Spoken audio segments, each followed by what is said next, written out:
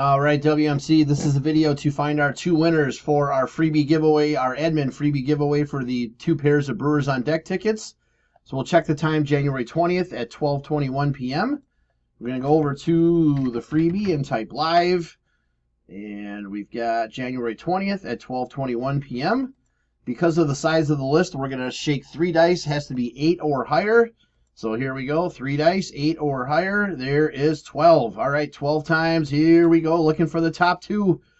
1, 2, 3, 4, 5, 6, 7, 8, 9, 10, 11. Last and final. Here we go. Good luck. It is Derek Jeffrey and Jen Rotier are our winners.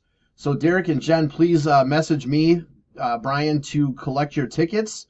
There is, let's get all the way down to the bottom here. We had 278 entries. There is our verification code, our timestamp once again, January 20th, 12:22 p.m.